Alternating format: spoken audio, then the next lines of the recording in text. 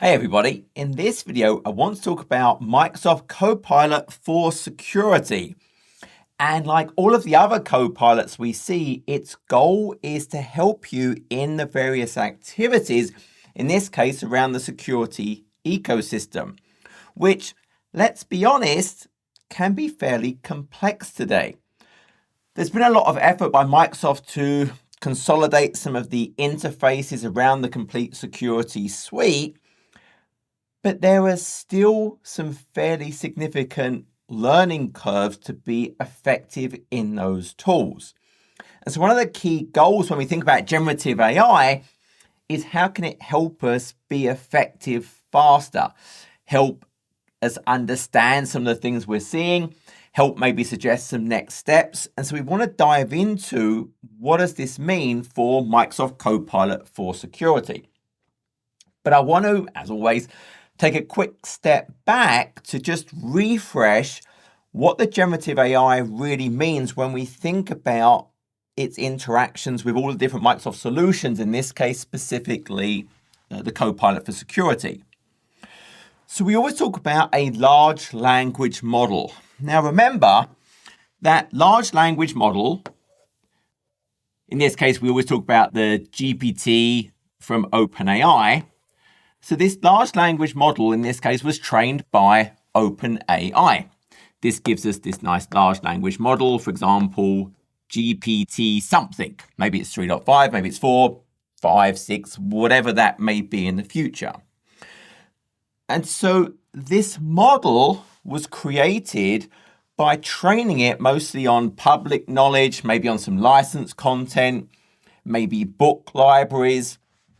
And over that training period, the various weights and biases, those hundreds of billions or even trillions of parameters, are tweaked and move around to create this completed model.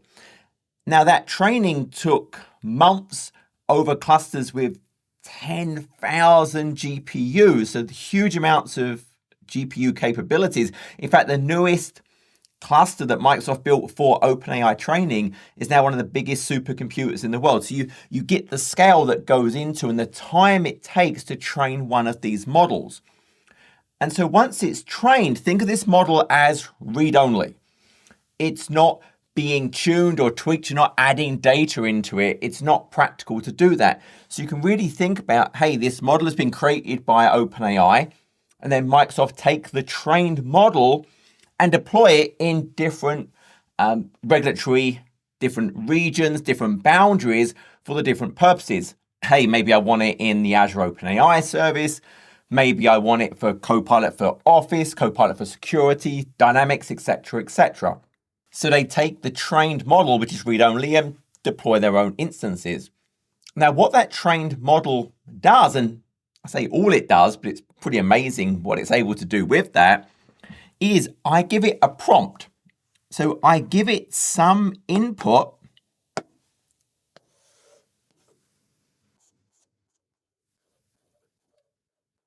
and the goal of the large language model is to do inferencing. It predicts the next most probable token. A token might be a part of a word or a symbol or a whole word, it depends.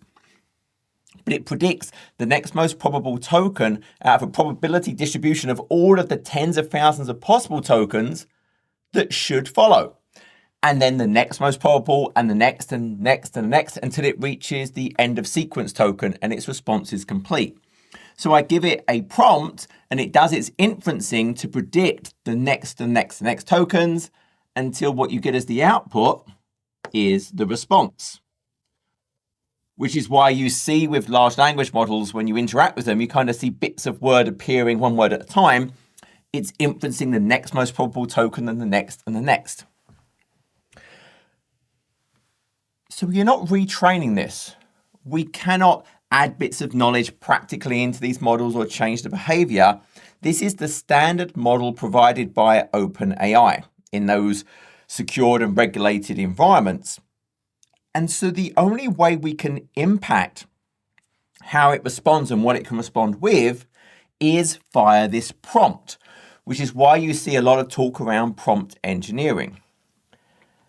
And so when we think of the prompt engineering, what that really means is we're adding things into the prompt. We're changing that behavior.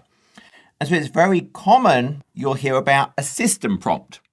So the system prompt is the instructions we're going to give that tells it how we want it to behave. You are a security SOC assistant, you're going to help the person. You should be very professional. You should only base responses on data included.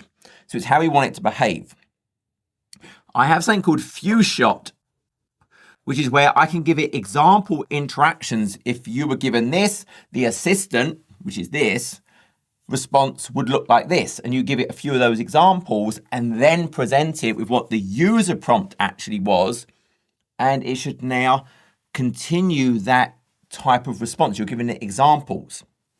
I can tell it APIs it can call and what those APIs do. So this is something called function calling.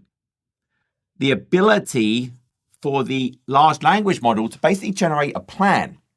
Now, it can't call them directly itself, but what it can do is its response, instead of it being the final response, it can say, hey, what I want you to do is you told me about this API in the prompt you sent me.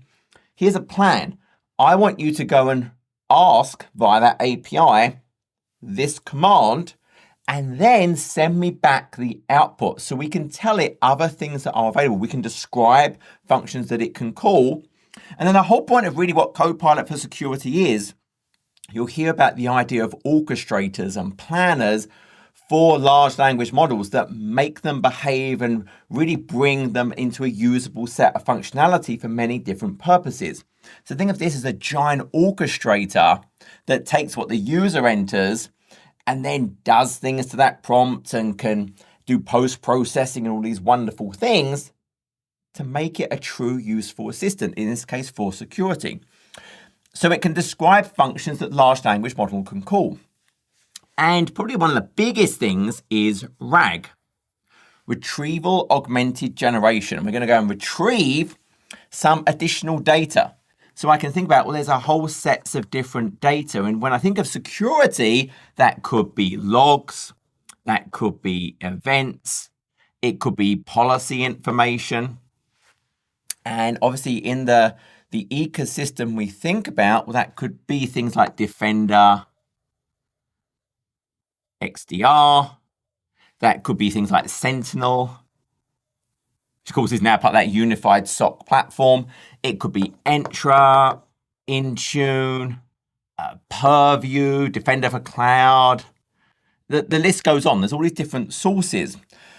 But the whole point here with the RAG is I want to retrieve some additional data that augments the ability for the large language model to generate a useful response. And so we very often will use this, hey, we want to go and get some data, and then we'll add it into the prompt. Because remember, I can't really retrain this to add additional data into it. It's not practical given the scale. And the model only has its pre-trained knowledge. It was trained on those books, those internet things, and there's a knowledge cutoff time. It took a certain amount of time to train, so it only knows about things before that time. So it wouldn't know about newer types of security vulnerabilities. It has no way of knowing about logs and events from your environment, which would really limit its use. And so RAG, by adding additional data in that's pertinent, that's what enables it to give responses that have context to what you care about. And that's really the key part. So all of these different things together now enable it to understand the capabilities of these tools via the function calling. I can give it examples of the types of things I want it to be able to respond with. I'm directing how I want it to behave.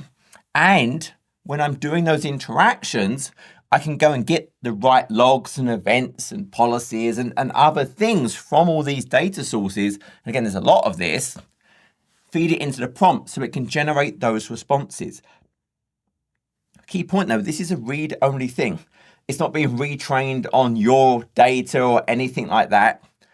It's all secured. This is not just some regular OpenAI instance in OpenAI cloud. It's an instance of the model deployed in a security regulatory compliance, meeting the requirements we have for security tools in that Microsoft infrastructure. So that's really the whole point about that. And when we talk about, hey, all of these different things it can go and integrate with, we can even see that. So if I jump over super quickly for a second. See, here I'm in Security Copilot, but I'm going to want you to kind of forget about this pretty quickly. But I can see down here, one of the things I can do is I can select my sources, and straight away you start to see how many different things it can integrate with. Hey, we see Defender XDR, we see Intune, we see Sentinel, we see Purview, we see Defender Threat Intelligence, we see all of these different things that it can interact with. And that's just the Microsoft things. Then there's a whole bunch of non-Microsoft, but we're going to come back to that later on. So the key point here is that what Copilot for Security is doing is it's going to help us interact with all of the different security solutions we have and make it easier for us to be productive and be effective in what we're trying to do. So if you think about someone new joining the organization who doesn't have experience, hey, I'm a SOC analyst, it might take me 6 months to ramp up and be truly useful. Well, with this technology, it can help me interact and use the tools without maybe being such an expert in every single nuance of what I'm doing. So this is going to help ground the prompt that the user gives, because obviously there's a user on the other side of this. So over here, we have the happy user person who's actually doing some tool, who's doing some interaction. And what it's going to do is take what they do, what they request. It's going to do pre-processing. It's going to ground it in the right data based on what they're doing. It's going to send it in. It's going to get a response. Maybe it goes and calls some function to get more data to send it. Then it can do post-processing to tidy the things up, to make it just a fantastic experience for the user. So that is the goal of everything we're doing around the Copilot for Security. Now, to get started, it's actually super simple. As a user, there is no configuration I have to do. Now, the person who onboards it for your organization, they're going to have to be a global administrator or a security administrator, and they're going to need to have an Azure subscription on which they're an owner or a contributor. Because the only thing we really have to do is we create these SCUs, which we're going to talk about later on, and they have to live within a subscription. So that's how we bill and charge for this. So I have to, for the entire organization, I link my Copilot for Security to a particular deployment. I pick the location I want it to actually go ahead and store its metadata, any sharing data I configure. So that's in that geo, and then it's up and running. So the onboarding is super simple. So great, it's onboarded. Well, now, how do I actually go and use this? And what's really interesting about this, so when I think of my Copilot for Security, I just want to give myself a little bit more space. Let's move the user over here. There are two very different experiences. And the one I want to start with is I think of it as the meet you where you are. So I am somewhere. So as a user, I am using a certain set of tooling. So I think about where you are. And a better term for this would be the embedded solutions.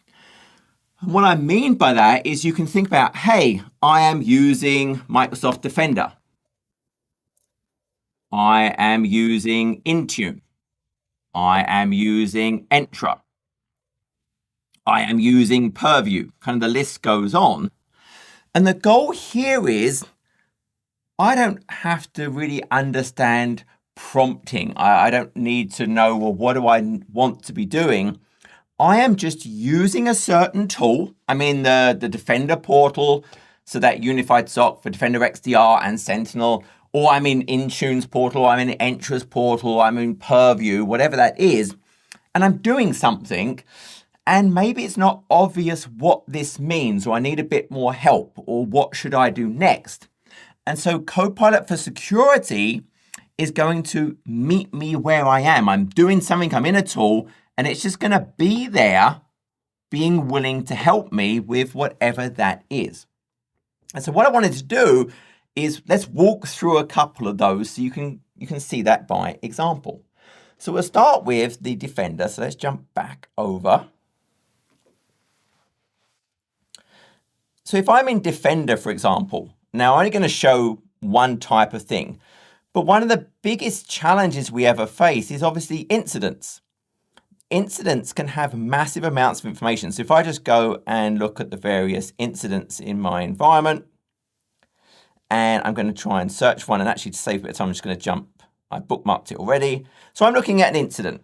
Now, one thing to notice straight away, before I do anything, we have this Copilot button, but when I open an incident, by default, it's going to fire up the Copilot for security and generate me an incident summary. So this enables me to pretty quickly just go and look and get an understanding of some of the things that have happened. Now, it's always going to tell you this message. Hey, look, AI-generated content may be incorrect. Check it for accuracy. They do a lot of work in the grounding and, again, those system prompts to try and remove any chance of hallucinations, but it can happen. So you always want to validate everything you see. But you get this nice incident summary, and it even then has the idea of guided responses, because maybe I'm not really sure what to do next. And so if I'm not sure, I could just, oh, look, confirm this is a true positive. Okay, maybe I'll do that. Or maybe I should suspend this account. Or maybe I should disable the account, reset a password. So it's giving me things that I might want to do based on that. So it's really trying to help me. Because look at this, there are 21 alerts. For me to just go and walk through and try and understand would actually be pretty difficult. If I look at the attack story, well, one of the things here, let's minimize that a little bit. I'm going to close that down. I can see all these things happen, and I can even play the attack story so I can see it start to build out. Okay, there was activity from a Tor IP address, suspicious inbox forwarding rules. So I can see exactly what was happening, which is phenomenal. Like this ability to play out what was observed and in the order in which it was observed. And then, hey, what were the different things that got impacted by all of these different things? It's just really, really useful. And I may go and pay special attention to different parts of this. So I'm looking at this and well, that's an interesting one. Suspicious credential dump from ntds.dit. And if I go and expand out the details, and let's stop my play mode. So suspicious credential dump from ntds.dit, there's the details from it. So when I select that, I can now see the detail, exactly what happened. Okay, there's a command was run down here on the bottom. The PowerShell was executed. And this is interesting, this bottom bit. Okay, so it executed an encoded command, which realistically, I have no way of doing anything useful with. So I'm going to zoom out a little bit. But let's open up the detail, and we can see that, well, there's that encoded command again. But notice this nice little friendly button, Analyze. And it's got the little Copilot symbol. So if I click that, what it's now doing is it's asking Copilot for security. So it would have passed in that context of what I'm doing and that particular command line. And it's going to ask Copilot for security to help me understand, well, what is this thing? What is it doing? Maybe I'm not a PowerShell expert, or maybe even if I am, I'm still not quite sure what to do with an encoded command. So it's now sending that into the generative AI with all of those grounding and the other pieces of information to help me understand, well, what's actually happening in this encoded command. So I can see it's helped me understand exactly what it's doing. So that's huge. It walks through the step-by-step of what that PowerShell is interacting with and the pieces of data that it's going to try and grab, and then what it's doing it, where it's storing it, hey, in some Azure storage blob. So that's super useful to me. But I can continue that on. If I just, for example, carried on looking at the different elements in this story, so my domain controller, for example, over here, what I could do is I could look at the device details. So if I select this and do device details,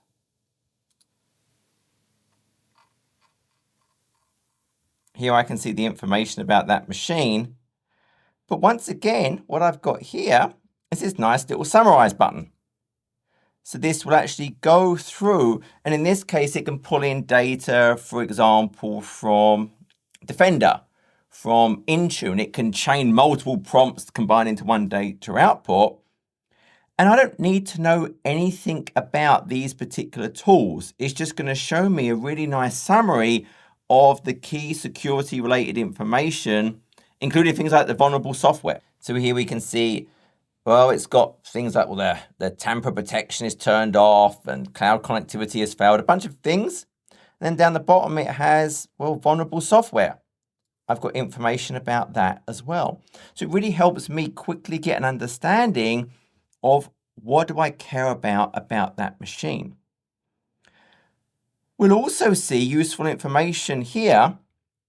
We can use Copilot to generate a nice incident report. Maybe that's because we've finished work on it, or maybe we just need something more detailed for a handover to the next analyst. And again, this was just touching on one element, but you saw how useful that Copilot was in this experience. But let's go and look in some other places. So let's think about Intune. Now I might start off with, I could think of policies. So if I go to my configuration profiles, my Windows devices, for example, and I'll just look at a policy. Well, maybe I have zero clue what all of these things can do. And so my handy dandy will summarize with Copilot, can help me understand what it is that this policy is actually doing. So it's going to give me a great summary of the policy. So it's going to go through and give me that information. And we can see that kicking the various data out.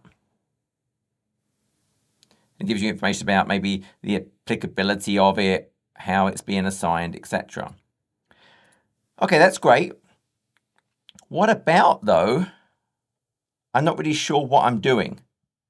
So maybe here I'm in Mac devices, and I know very little about a Mac device, and that's very, very true. So if I say I'll create a new policy, I could quickly give it a basic name.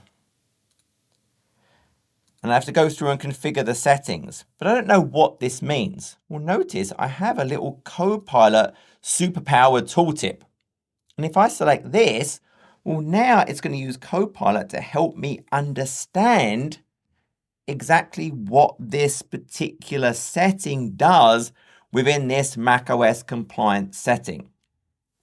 So it will help me, hey, what should I do around this?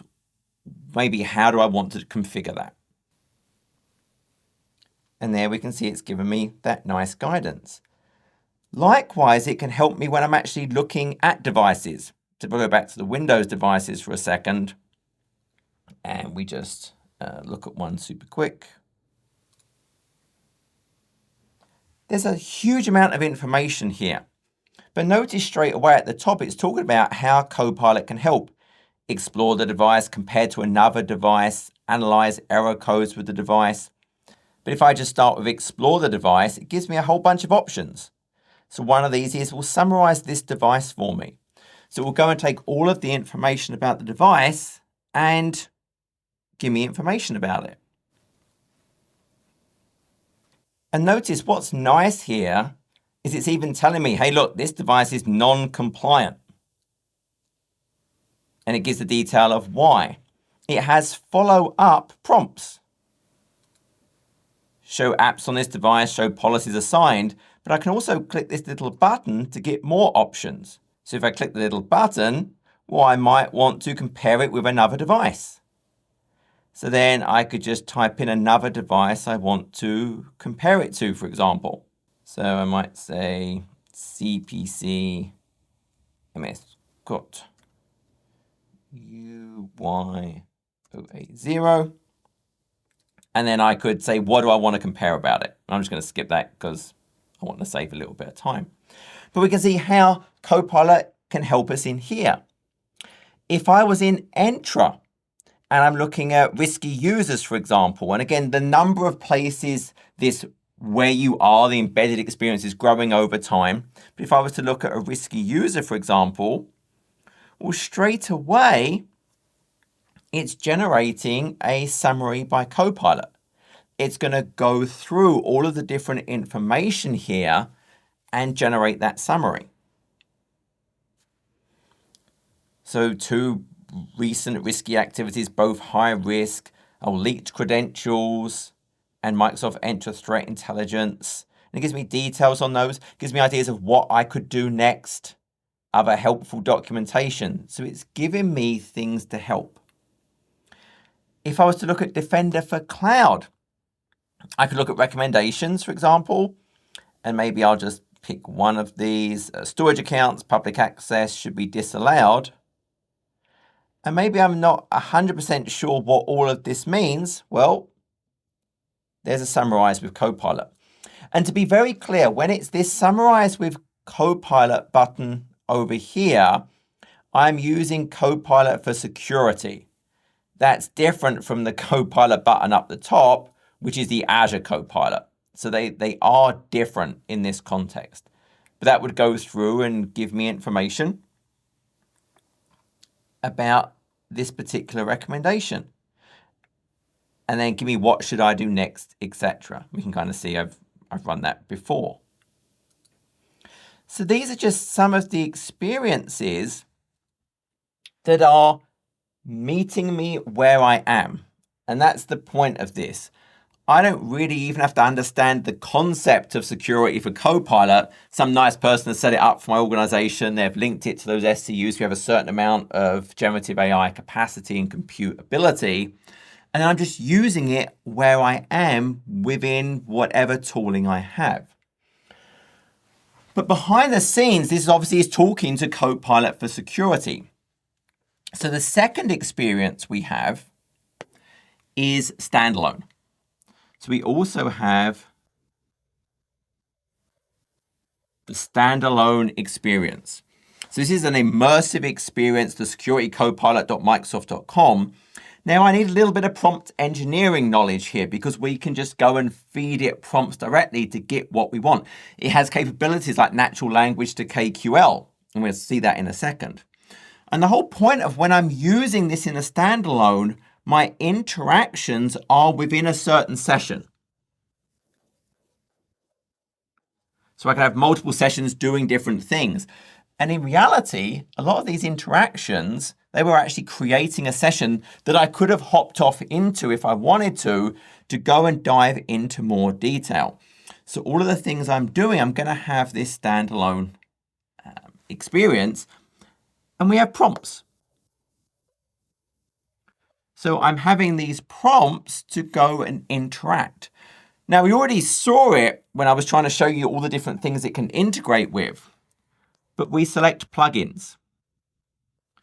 And so those plugins can be all these different things, which of course are giving me access to all those different types of data, those events, logs, policies, capabilities that exist in all of these solutions. So I go and configure those.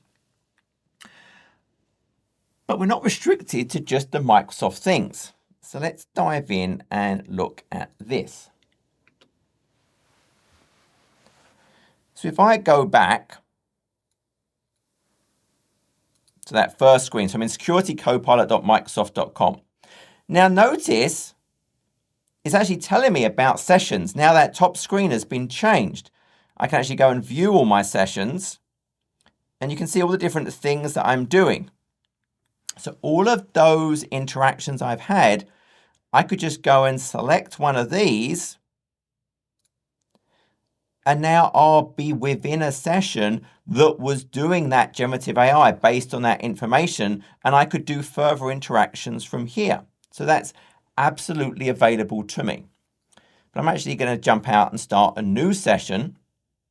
So I'm just going to go down to the bottom. And again, we have the sources. So we saw that I have all of these different Microsoft sources that I can turn on or off what I want to use. There's also a huge number of third-party ones that I can go and set up should I want to. So there's a lot of different capabilities we have in here. And I can even add public websites, or I can create a custom plugin. Now, a custom plugin would be me defining it using KQL. It could be an API event, all of these hooking into that generative natural language. And I can also drop in files. So maybe I have some document, which is a lot of internal knowledge, for example, that I want to enable it to leverage as well.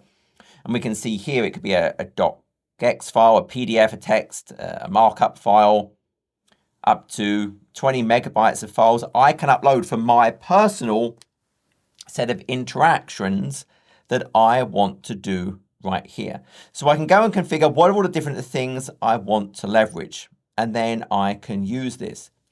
Now, what is important with all of these plugins, when I'm leveraging the plugin, when I type in a prompt, it will use a specific plugin at a time. And what it's going to do is each of these plugins has a huge amount of metadata about what it can do. And you will see Copilot will pick the right plugin based on the request I give it. I don't have to tell it which one to use. That planner that makes up a huge part of the orchestration capabilities of Copilot for Security just does all that hard work for me. Now, when I'm typing in my prompts, realize the normal best practices apply here for interacting. You don't want to be overly rambly or overly complex. You want to be very clear in the goal of what you want it to do. I want to give context to what I want it to be leveraging. I want to be very specific in what is the target audience? How do I want it to act? What is the output format I want? And maybe even potentially tell it sources that I want it to use. So let's look at a couple of examples. Now, some of these could be broader. I could say like, hey, generate a weekly security briefing on emerging cyber threats. Well, that would maybe take a while and things I want it to check. But maybe I would say, hey, guide me through securing an Azure storage account with the best encryption options. So I type that in. Notice it's now a new session. It's checking the plugins we have. So it's looking at the metadata and it's using generic for this one. And then it's going to go through and work out what is the right response is based on that particular request I gave it. I might also see things like, hey, have there been any failed sign-ins during the last 24 hours? So now it's going in, hey, securing, log into the portal, do these various things. So it's guiding me through the different things I can do. Advanced threat protection, access control, all very logical things. Enable private link, etc. I might say create a query for Microsoft Sentinel that detects anomalous login patterns. So this is this natural language to KQL capability. So it's going to, once again, look at the metadata. What's the right plugin I should use based on the request the user gave me? Remember, it's one plugin at a time. So this time, hey, I'm going to use my natural language to KQL for Defender for XDR plugin. And then it will go and generate, based on that request, the right KQL that I could then execute to give me that information. I might say, hey, please summarize the key points from the latest Microsoft Security Response Center bulletin. Can you take this PowerShell script and identify any potential security risks? So I can really ask it to do anything I want within this security realm. So now we can see it's going through. And there is my query.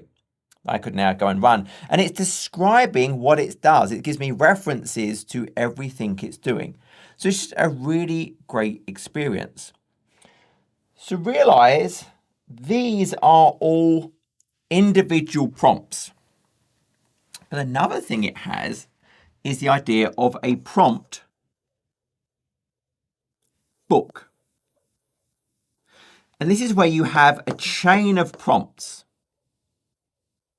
Because I want to run a prompt to do something, and then based on that output, do something else with the output, and then something else, and then something else. And I can create my own if I want to.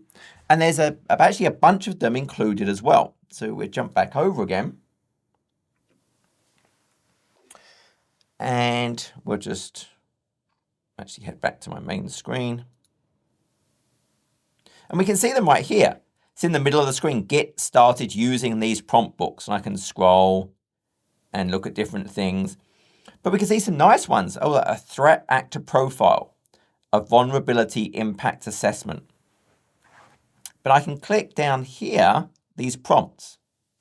And actually, I should show this quickly, because if I show the prompts, I can see all the different prompt books that are available. I could search. But before I actually show you that, system capabilities is really cool. So these are all of the capabilities it has around different technologies. So like Entra, let's just search for Entra. We saw risky users was that embedded meet you where you are experience. There's also a whole bunch of other things it can do here for Entra that I could leverage. So take some time and really look around. But let's go back to those prompt books and let's look at threat actor profile. And notice what it's going to do. So I'm just going to kick this off. Obviously, Midnight Blizzard is a big one. We're hearing about in the news a lot lately. And so what we can see it's going to do is chain those different prompts together. So it's going to, again, leverage different plugins at each phase of what it's doing. So in this case, I'm trying to get a profile. So it's using Defender Threat Intelligence to give me a summary about that particular threat actor. So it made a request. So that orchestrate the plan and made a request using that plugin to that data source to get information that it could now send into the generative AI to give us this nice summary about it. And then it's going to talk about, okay, well, give me more information about the TTPs for this threat actor. Are there articles related to it? So it's basically going through and running the most useful information I may care about. So this prompt book, rather than me working out, okay, well, what prompt should I do next and what might be the most pertinent, maybe I don't know because I'm not experienced in this. This will help just bring all of that to the forefront to me. And likewise, I could have run the vulnerability impact assessment and just typed in a current CVE, and it would break down all the information about it, what I would care about. So it's showing me those tactics, techniques, and procedures that particular threat actor is known to use. There's lots of information. It's just going to carry on going through, hey, how can I get more information? What should I do to help protect against that threat actor, etc., etc. So these prompt books are really nice. And one of the things you can do is if I was doing my own set of actions, my own session, so if I actually jump back over for a second, and just select anyone, doesn't really matter. But what I'll actually see at the top is this button. I can create my own prompt book. So I could actually go and select particular commands I want and go through and add them to my own prompt book. And realize this ability to have all these different plugins, but maybe I don't know what is the most pertinent, that's huge because it's going to make the life of that SOC analyst so much easier because it's going to work out what is the right thing based on the metadata those plugins have that describe what they do. Now, one of the things you may be wondering is we see me interacting with all these different plugins. And there's always a concern about permissionings. Can I access information I shouldn't?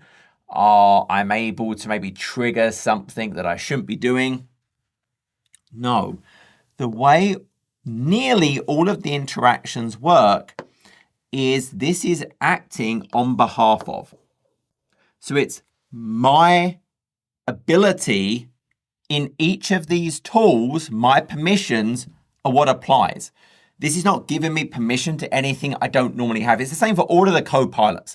If I'm in Microsoft 365 Copilot and it's using Graph to interact with documents and Teams, it can only see what I could already see.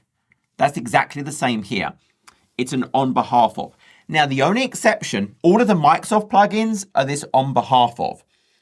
If it's a third-party plugin and it uses an API key as the setup, then obviously it's using that access key. It's not using my identity. It's using whatever that access key is configured to use. So then it's not an on behalf of, it's using that access key. But in all other circumstances, it's using my Entra identity and my permissions in those sources. And realize its capabilities and its power comes from hooking into all of this. So the more of these you have deployed and configured, the more signals you're getting and the better this is going to perform. So you want, if you own stuff, get it deployed. So I'm getting those signals available so it can be that much more powerful in everything it can do. Now, this all seems amazing. And the next logical question that always comes up is, well, how much is this costing me? How do I buy this?